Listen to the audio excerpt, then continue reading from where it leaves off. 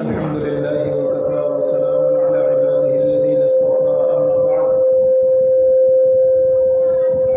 قال الله تبارك وتعالى في القرآن المجيد والفرقان الحميد أعوذ بالله من الشيطان الرجيم بسم الله الرحمن الرحيم ليس البر أن تولوا وجوهكم قبل المشرق والمغرب إلى آخر الآية وقال النبي صلی اللہ علیہ وسلم خیر الناس من ينفع الناس صدق اللہ العظیم۔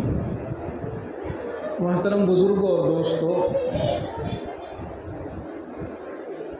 اسلام کا اگر خلاصہ کسی نے پوچھا ہو اور آسان زبان میں اسلام کو اسے سمجھانا ہو، مثلا کسی نے پوچھا کہ اسلام کسے کہتے ہیں، اسلام کیا چیز ہے، اسلام ہے کیا چیز،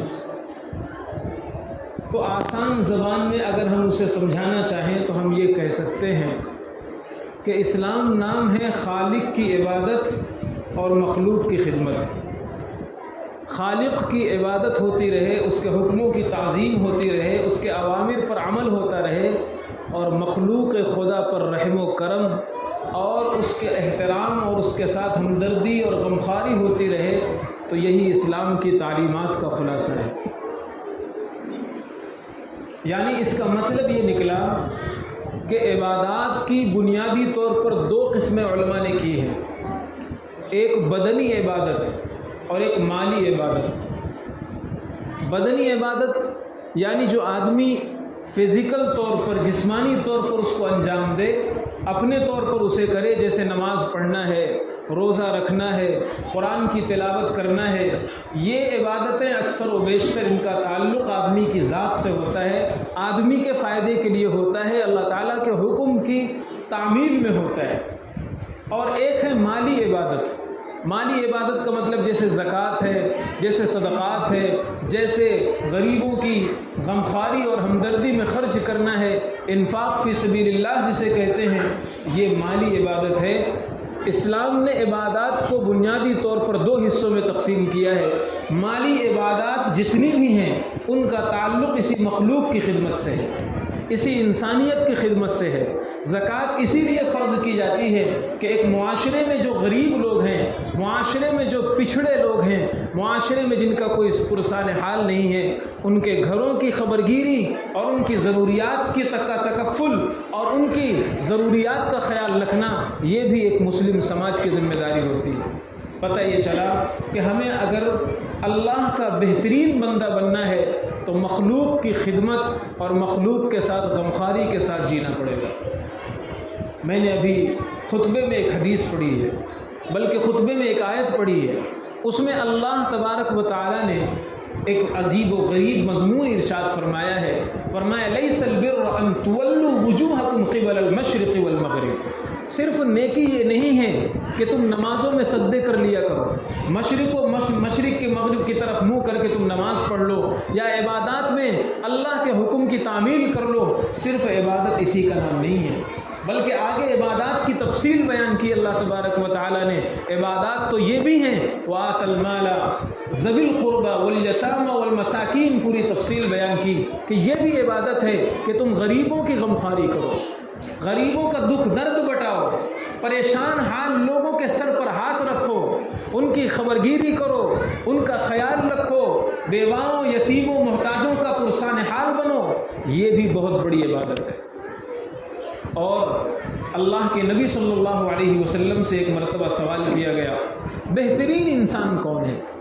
بہترین انسان دنیا کی نظر میں نہیں، اگر ہماری نظروں میں سوال کیا جائے کہ بہترین انسان کون ہے تو ہمارے جواب الگ الگ ہوں گے۔ کوئی کہے گا جس کا خود کا گھر ہو وہ بہترین انسان ہے، جس کی خود کی گاڑی ہو وہ بہترین انسان ہے، جس کی اچھی جاب ہو، جس کا اچھا کاروبار ہو، جس کا اچھا بزنس ہو، جو اچھے عہدے پر ہو، جو سیاست میں اچھی پکڑ رکھتا ہو، جو کسی اونچے عہدے والے سے کنیکٹ ہو اور اس کا اچھا تعلق ہو، وہ اچھا انسان ہے۔ ہمارے جواب الگ الگ ہوں گے۔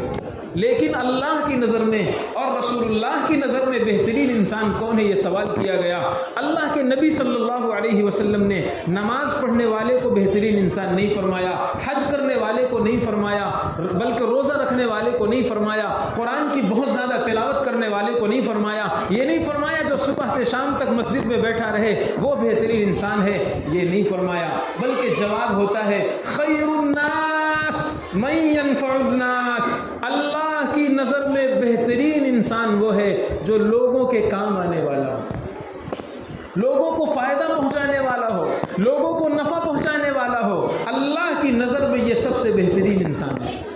اللہ کے نبی صلی اللہ علیہ وسلم کی ہم پوری زندگی اگر اٹھا کر دیکھتے ہیں تو ہمیں پوری زندگی یہی ملتی ہے کہ اللہ کے نبی صلی اللہ علیہ وسلم نے کیسے کیسے لوگوں کی مدد کی ہے، تعلیمات آپ کی کیسی ہیں۔ بلکہ عجیب و غریب بات ہے، بخاری شریف کی تیسری حدیث ہے، بخاری شریف جلد اول کے اندر تیسری حدیث ہے، اس میں اللہ کے نبی صلی اللہ علیہ وسلم جب غار حرا میں تشریف لے جاتے ہیں، پہلی مرتبہ جبریل امین اللہ کا پیغام لے کر، وحی لے کر نبی یہ پاک کی خدمت میں آتے ہیں۔ اللہ کے نبی گھبرائے ہوئے پریشان حال ہو کر کے غار حرا سے گھر آ رہے ہیں۔ حضرت خدیجہ رضی اللہ تعالی عنہ جو آپ کی بیوی ہیں، رفیق حیات ہیں اور شریک زندگی ہیں، ان سے آپ نے پورا ماجرا سنایا اور کہا ایسا لگتا ہے کہ مجھے کوئی اچک لے گا، ایسا لگتا ہے میں برباد ہو جاؤں گا، ایسا لگتا ہے کوئی چیز مجھے پکڑ لے گی اور ختم کر دے گی۔ حضرت خدیجہ رضی اللہ تعالی عنہا نے اللہ کے نبی صلی اللہ علیہ وسلم کا جو تعارف کرایا ہے بخاری شریف کی اس حدیث میں، وہ ہم مسلمانوں کے لیے سمجھنے کی چیز ہے۔ آپ نے یہ نہیں فرمایا کہ نہیں آپ برباد نہیں ہوں گے اس لیے کہ آپ راتوں کو سجدہ کرتے ہیں، اس لیے کہ آپ اللہ کا نام بہت لیتے ہیں، اللہ کی یاد بہت کرتے ہیں۔ نہیں، حضرت خدیجہ رضی اللہ تعالی عنہا نے فرمایا کلا واللہ لا یخزیک اللہ ابدا، خدا کی قسم، میری زندگی کی قسم، آپ کو خدا کبھی ضائع نہیں کر سکتا۔ میں قسم کھا کر کہتی ہوں، اللہ کے نام کی قسم کھا کر کہتی ہوں، اللہ آپ کو کبھی ضائع نہیں کرے گا۔ کیوں؟ انک لتصل الرحم، انک لتصل الرحم وتحمل الکلا وتکسب المعدوم وتقری الضیف وتعین علی نوائب الحق۔ حضرت خدیجہ نے 5 خصوصیات نبی کی بیان فرمائی۔ اے نبی یہ خدا، اللہ آپ کو کبھی برباد نہیں کرے گا، کبھی ضائع نہیں کرے گا، کوئی جن، کوئی آسیب، کوئی بھوت آپ کو نہیں پکڑے گا، اس لیے کہ انک لتصل الرحم، رشتہ داروں کا سب سے زیادہ خیال رکھنے والا آپ، سب سے زیادہ رشتوں کا پاس و لحاظ رکھنے والے، رشتوں کی خبرگیری کرنے والے، آپ سے زیادہ میری نگاہ نے کسی کو نہیں دیکھا۔ انک لتصل الرحم، آپ رشتوں کو جوڑتے ہیں، رشتوں کا خیال رکھتے ہیں۔ پھر آپ نے فرمایا وتحمل الکلا، بوجھ اٹھاتے ہیں، کس کا؟ غریبوں کا، بیواؤں کا، یتیموں کا، بے سہارا لوگوں کا، جن کا سماج میں کوئی پرسان حال نہیں ہوتا، آپ ان کے گھر کی خبرگیری کرتے ہیں، ان کا بوجھ اٹھاتے ہیں۔ کوئی قرضہ نہیں ادا کر پا رہا ہے، آپ اس کے قرض کی ادائیگی میں ہیلپ کرتے ہیں۔ آپ کو میں نے اپنی آنکھوں سے دیکھا ہے، اس سماج میں غریبوں، بیواؤں، یتیموں کا سہارا بننے والی ذات سب سے زیادہ آپ کی ہے۔ وتحمل الکلا وتکسب المعدوم، جس کا کچھ بھی نہیں ہے آپ اسے کما کر اس کا گھر چلا رہے ہیں، آپ اس کے کھانے پینے کا انتظام کر رہے ہیں۔ اور دوسری چیز فرمایا آگے وتقری الضیف، کوئی مہمان آ جائے وہ آپ کی بدخلقی کی شکایت نہیں کرے گا، بلکہ آپ کو بہترین کریم اخلاق والا کہے گا۔ آپ مہمانوں کی ایسی ضیافت کرتے ہیں، ایسا اکرام کرتے ہیں، ایسا ان کا سمان کرتے ہیں، ایسا احترام کرتے ہیں کہ میں نے آج تک نہیں دیکھا۔ اور پھر یہ بھی فرمایا آخر میں وتعین علی نوائب الحق، اگر کوئی حادثہ پیش آ جائے، کوئی سیلاب آ جائے، کبھی زلزلہ آ جائے، آسمانی آفت آ جائے، کوئی بھوکم آ جائے، سب سے زیادہ قوم و ملت کے لیے تڑپنے والا میری نگاہ نے آپ سے زیادہ نہیں دیکھا۔ آپ قوم و ملت کے لیے تڑپ جاتے ہیں، جو آپ سے ہو سکتا ہے وہ آپ آگے بڑھ کر کے کرتے ہیں۔ اور جو ایسا کرے گا، جو سماجی کام کرے گا، رفاہی کام کرے گا، خدمت خلق کرتا رہے گا، اللہ اسے ضائع نہیں کرے گا۔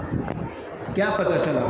پتہ یہ چلا کہ حضرت خدیجہ رضی اللہ تعالی عنہا جو آپ کی بیوی ہیں، خلوت اور جلوت میں، تنہائی اور مجمع میں، ہر موقع پر نبی کو پڑھنے والی، نبی کو پرکھنے والی، نبی کو دیکھنے والی، نبی کو برتنے والی، اور اور نبی پاک کو سب سے زیادہ جاننے والی بیوی کا یہ بیان ہے کہ اللہ آپ کو کبھی برباد نہیں کرے گا، کیونکہ آپ کی پوری زندگی خدمت خلق میں گزر رہی ہے۔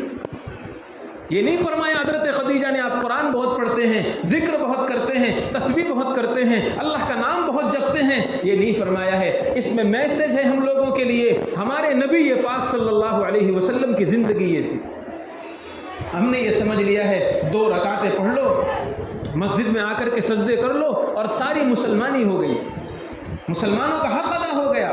نہیں نہیں، خدمت خلق، مخلوق کی خدمت، اور مخلوق یہ بہت عام ورڈ ہے، بہت عام ورڈ ہے۔ کوئی بھی اللہ کی مخلوق، چاہے وہ گرا ہوا جانور ہو، خسیس و ذلیل جانور ہو، اگر کوئی اللہ کے لیے اس کے اوپر کرم کرتا ہے، رحم کرتا ہے، ہمدردی کا معاملہ کرتا ہے، اللہ اس سے خوش ہوتا ہے۔ یاد کیجئے وہ روایت حدیث پاک میں موجود ہے، ایک طائفہ عورت تھی، فاحشہ عورت تھی، جس کا دھندے کا کام تھا اور جو بالکل آوارہ زنا اس کا پیشہ تھا، اور زنا کاری کر کے وہ اپنا پیٹ پالتی تھی۔ کتنے گناہ اس کے نام اعمال میں لکھے ہوں گے اور کیسے کیسے بھیانک جرائم اس کے نام اعمال میں درج ہوں گے۔ ایک مرتبہ وہ سفر کر رہی تھی، راستے میں اس نے دیکھا کہ ایک کتا ہے جو پیاس کی وجہ سے دم توڑنے کے قریب ہے، سسک رہا ہے اور منہ اس کا کھلا ہوا ہے۔ وہ پریشان ہو گئی، پریشان حال ہو کر کے آزو بازو اس نے دیکھا، ایک کنواں نظر آیا، کنویں میں ڈول نہیں، رسی نہیں۔ اللہ نے اس وقت اس کے دماغ میں یہ بات ڈالی، اس نے اپنے اوڑھنی اور دوپٹے کو لیا، اور چمڑے کا موزہ اس زمانے میں چلا کرتا تھا، اس نے اپنے دوپٹے سے موزے کو باندھا اور پانی میں ڈالا، اور وہاں سے پانی ہلکا سا نکال کر کے اس کو کتے کے منہ میں نچوڑا۔ اس طرح کئی مرتبہ کرنے کے بعد اتنا پانی کتے کے منہ میں چلا گیا جس سے کتے کی جان میں جان آئی۔ اللہ کے نبی صلی اللہ علیہ وسلم نے فرمایا، آسمان والے کو، رب دو جہاں کو یہ ادا اتنی پسند آئی، زندگی بھر کے نام اعمال کو اس نے مٹا دیا، سارے جرائم کو ختم کر دیا اور اس کی مغفرت فرما دی۔ یہ کتے پر اگر کوئی مہربانی کرتا ہے، رحم و کرم کا معاملہ کرتا ہے، اللہ کا اس کے ساتھ یہ برتاؤ ہوتا ہے، زندگی بھر کے گناہ ایک لمحے میں ختم ہو گئے۔ ایک طرف یہ ہے، ایک طرف دوسری طرف دیکھیے مسلم شریف کی حدیث ہے، ایک عورت تھی، حضرات صحابہ کرام نے اس کا ذکر کیا ہے، اللہ کے نبی صلی اللہ علیہ وسلم نے فرمایا، تُذْكَرُ مِن صِيَامِهَا وَصَلَاتِهَا، بڑی نماز پڑھنے والی تھی، بڑی روزہ رکھنے والی تھی، اس کے تہجد کے، اشراق کے، اوابین کے، چاشت کے، اس کے سجدوں کے، تلاوت کے چرچے ہوتے تھے سماج میں، ارے فلانی بڑی نیک ہے، فلانی بڑی عبادت گزار ہے، فلانی بڑی تہجد گزار ہے۔ اس نے امسکت ہرتن، اس نے ایک بلی پالا اور بلی کو باندھ کر کے رکھتی تھی۔ یہ نبی پاک صلی اللہ علیہ وسلم سنا رہے ہیں، حدیث کی صحیح ترین کتاب مسلم شریف کے اندر یہ حدیث لکھی ہوئی ہے، ایک دم اعلیٰ درجے کی صحیح سند کے ساتھ حدیث موجود ہے۔ اللہ کے نبی سنا رہے ہیں، اس نے بلی کو باندھ کر کے رکھا، نہ کھانا دیتی تھی اور نہ اسے چھوڑتی تھی کہ وہ چوہوں سے اور کیڑے مکوڑوں سے اپنا پیٹ بھرے۔ اسی بھوک میں تڑپ تڑپ کر کے وہ بلی مر گئی، اسی بھوک میں تڑپ تڑپ کر کے وہ بلی مر گئی۔ اللہ اکبر۔ اللہ کے نبی صلی اللہ علیہ وسلم فرماتے ہیں، سفر معراج میں نے اس عورت کو جہنم میں جلتے ہوئے دیکھا ہے، جس عورت کے نمازوں کے چرچے تھے، روزوں کے چرچے تھے، تلاوت کے چرچے تھے، تہجد گزار تھی، شب بیدار تھی، قائم اللیل تھی، صائم النہار تھی، بہت عبادت گزار تھی۔ میرے اللہ کو مخلوق میں پیار کرنا سب سے زیادہ پسند ہے۔ اللہ کو سب سے زیادہ وہ انسان اچھا لگتا ہے جس کا دل اپنے بھائی کے لیے تڑپتا ہو، جس کا دل اپنے مخلوق خدا پر اگر کوئی غم آ جائے، کوئی پریشانی آ جائے، اس کا دل بے چین ہو جاتا ہو۔ اب ہماری صورتحال یہ ہے، کہیں کچھ بھی ہوتا رہے، فسادات ہوں، مسلمانوں کے گھر اجاڑ دیے جائیں، ان کو تہہ تیغ کر دیا جائے، جلا دیا جائے، ختم کر دیا جائے، نیوز میں ہم سن لیں گے، خبروں میں دیکھ لیں گے، اخباروں میں پڑھ لیں گے، لیکن ایک زبان سے ایک لفظ ان کی دعا کے لیے نہیں نکلے گا۔ یہ ہمدردی اور انسانیت چھن گئی ہے، ختم ہو گئی ہے۔ آنکھوں سے دیکھتے ہیں، کانوں سے سنتے ہیں کہ 250 750 مکانات پر بلڈوزر چلا دیا گیا ہے۔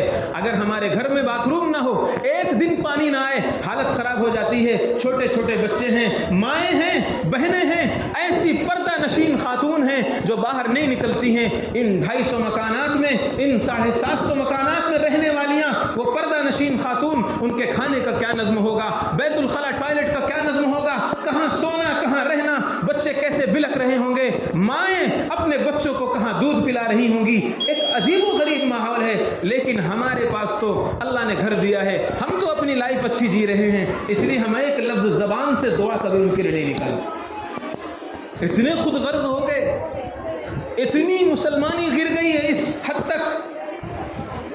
اس سے بڑی محرومی کی کیا بات ہوگی. اللہ کے نبی صلی اللہ علیہ وسلم نے بہت پہلے فرمایا تھا، ایک مسلمان دوسرے مسلمان کے لیے بھائی ہے، ایک عمارت کی طرح ہے. آپ نے ایسے ہاتھ فرمایا، یشد بعضہ بعضا، جیسے اس ہاتھ کو اگر اس ہاتھ میں ڈال دیا جائے تو مضبوط ہو جاتا ہے. فرمایا ایک بنیان کی طرح، المؤمن کالمؤمن المؤمن للمؤمن کالبنیان، ایک مومن دوسرے مسلمان کے لیے ایک عمارت کی طرح ہے. جیسے ایک اینٹ باہر پڑی ہو اس کی کوئی ویلو نہیں ہے، ایک اینٹ دوسرے اینٹ سے مل کر کے مضبوط ہوتی ہے، ایسے ایک مسلمان دوسرے مسلمان کے لیے مضبوطی کا سامان کرتا ہے. لیکن ہم اگر مضبوط کچھ مدد نہیں کر سکتے، کچھ ہیلپ نہیں کر سکتے، کچھ کر نہیں سکتے، تو دعاؤں کے لیے ہاتھ تو اٹھا سکتے ہیں، آنکھ سے آنسو تو بہا سکتے ہیں، تنہائی میں ان کے لیے مصلی بچھا کر رو تو سکتے ہیں، 2 رکعت ان کے لیے صلاۃ الحاجت پڑھ کر اپنے اللہ سے بھیک تو مانگ سکتے ہیں. کیا ہم اتنا بھی نہیں کر سکتے؟